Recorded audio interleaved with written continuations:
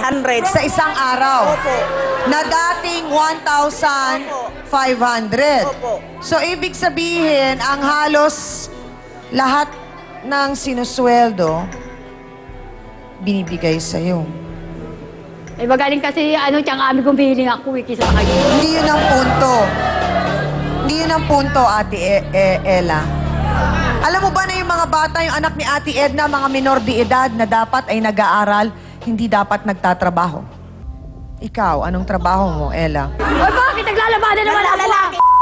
Diretsa ang tanong. So hanggang Ella, kayo pa rin ang magkasama ni Mang Elmer? Opo, kuminsan nagkikita kami. Umuwi pa rin po sa inyo? Minsan-minsan po. At tapos minsan nasa'yo?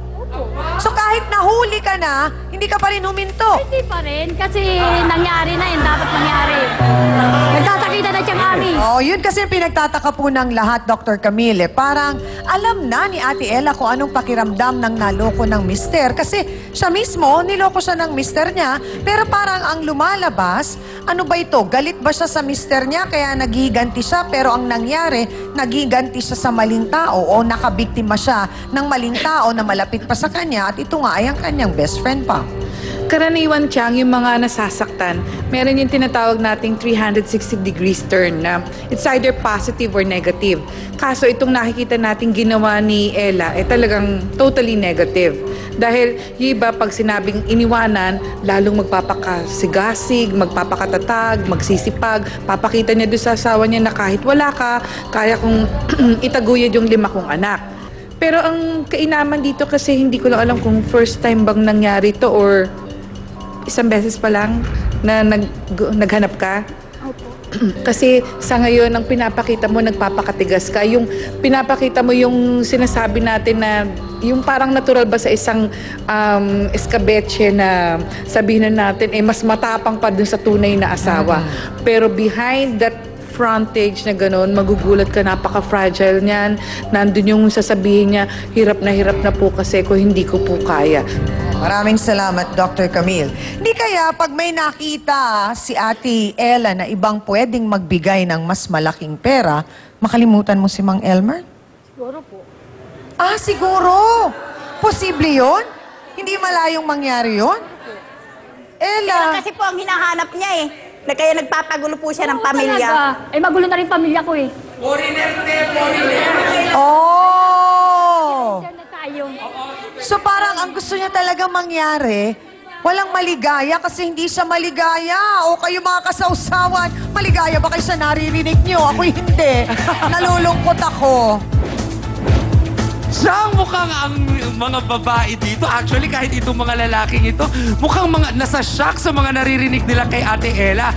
Kaya ang tanong ko, naiintindihan ba natin naman ang kanyang kalagayan? Kasi sigurado naman akong may kwento sa likod niyan. Naiintindihan ba natin? Or tayo ba ay nakikisimpatya naman kay Ate Edna na etong at nagulo ang kanyang dating tahimik na buhay may asawa? Magboto hands nga tayo. Pula ba kayo o puti? Go!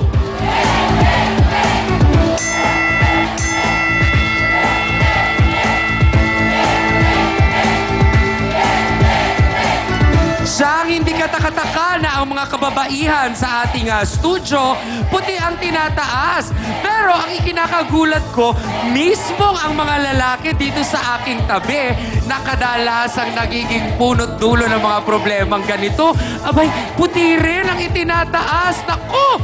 Excited na tuloy akong marinig naman ang panig ng lalaki in question. Yan ang ating boto hands. Eto na siya.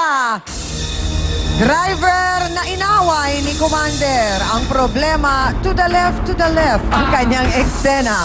Pasaway kang driver ka. Abay sinabi na do not turn left. Abay nag-left ka pa rin. Magpaliwanag ka na. Elmer Toyogon, pasok!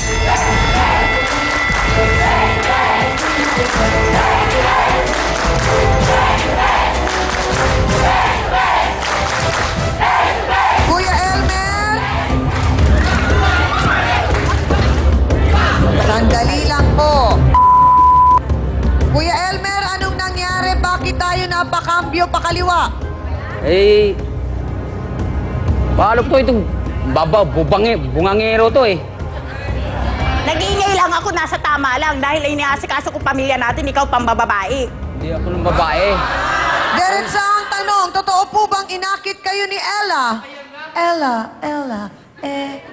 Hindi po, talagang nag-aabang lagi po yan sa, sa kanto ng Saputi po. So inakit ka nga o inakit mo siya?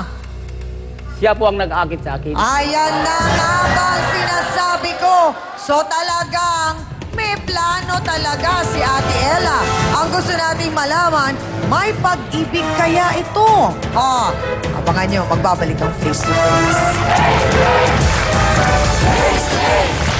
Bakit po nagpaakit kayo? 25 years na po kayong magkasama ni Ate Edna. Na-demonyo lang siguro ang babae niya. Bakit Okay. naman pakinggan nun? Habang nasakay sa jeep, nakikiraiding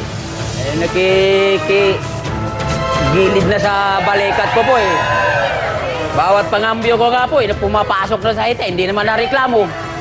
So, hindi naman kayo kumibo na rin nung hindi siya kumikibo. Siyempre, kanan pa may...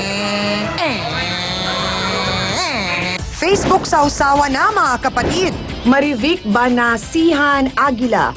Hello po, Face to Face. Super gaganda ng mga episodes nyo kaya araw-araw inaabangan talaga namin kayo, Chang Ami. Nakaka-relate at nakakabagabag damdamin po kasi ang bawat istorya ng buhay ng mga tao. Dito ko rin po nakikita ang iba't ibang ugali ng mga tao. Madami po akong natututunan sa programa ninyo, lalong-lalo na po sa larangan ng pag-ibig. At dahil po sa show nyo, nagkaroon kami ng daily bonding ng husband ko. Thanks and God bless, more power.